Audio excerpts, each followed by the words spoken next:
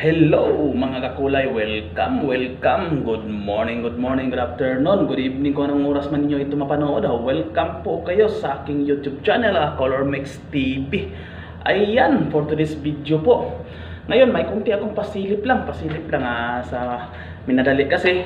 Yan, for showroom daw, ilagay sa showroom. Yan, tinitira ko agad, kararating lang galing sa biyahe, trabaho doon, trabaho dito. Yan, wala na tayo paligoy-ligoy pa.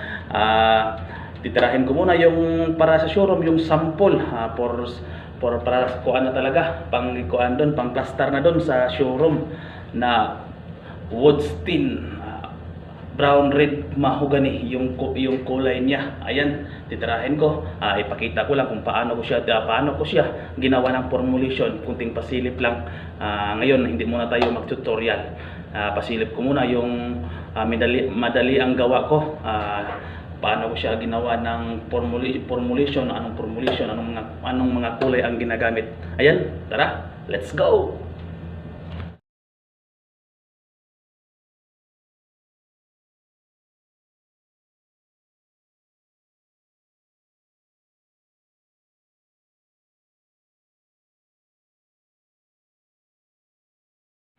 Ayan, yan ang kahoy natin ngayon na gagamitin na Sinjan. Dala ko pa rin ito, galing pong Italy. Ayan, ang ganda ng kahoy nila talaga, yung Sinjan nila. Ayan, pure kahoy lang yan siya. Yan, yung kahoy yan. Tapos ipatira nila sa akin, ipagawa nila sa akin na brown red mahogany. Ayan, yan ang kahoy na gagamitin ko. Yan ang before. Tapos pag after, may kulay na siya. Ayan, gawan ko yan, timplahin ko yan, gawan ko siya ng formulation kasi gusto nila ipa-standard yung brown red mahogany.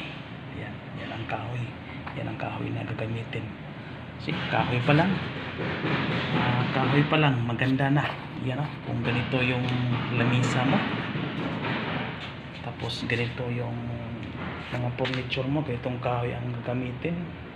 Yes, kahit walang kulay, tapkutan na lang. Yan, ang ganda mga kahoy, ganda. Yan, kulayan ko yan, ipakita ko lang yung mga formula na gagawin ko. Tapos hindi ko lang ipakita kung paano ko siya tinitimpla. Yan, ang ganda ng furniture nito. Yan, iba talaga, basta imported yung kahoy from Italy. Ayan, tara, gawin ko na. Yan,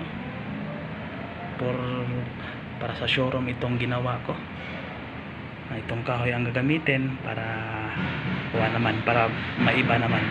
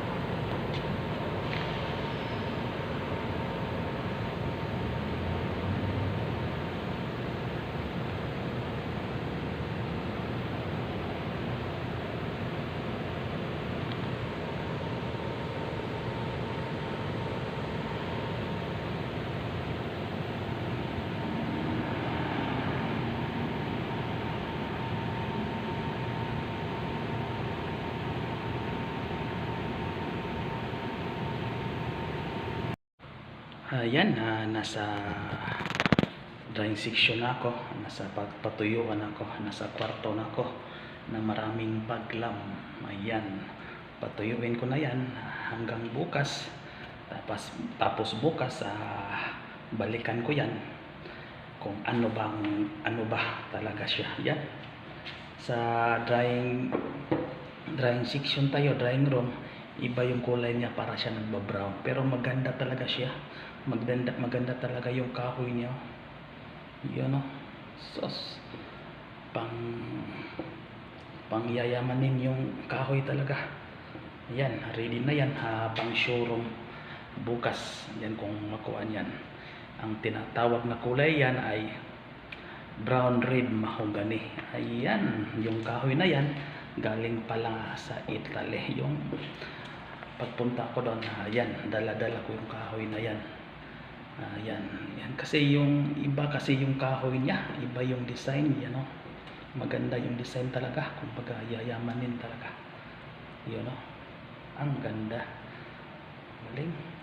Pag ilabas mo siya namula, pag nasa loob siya ng drawing room, yan, para na siyang ordinary na brown.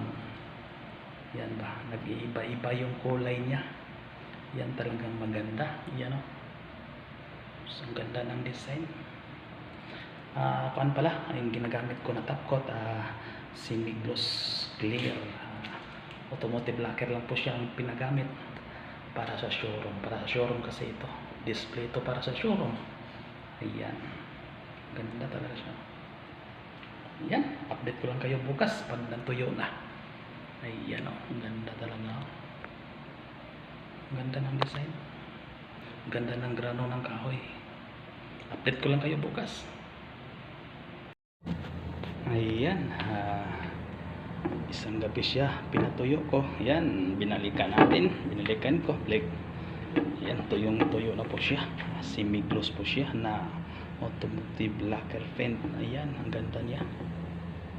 Yan, o, ganda ng kuha talaga niya.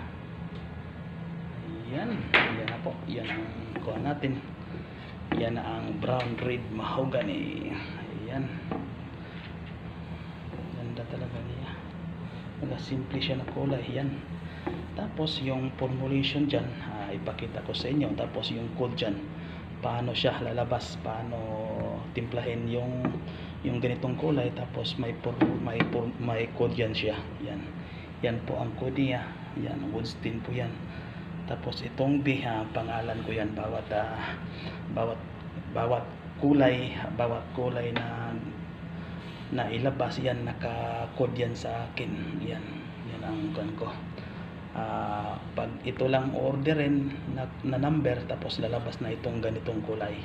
Yan po ang color code sa kulay na ito.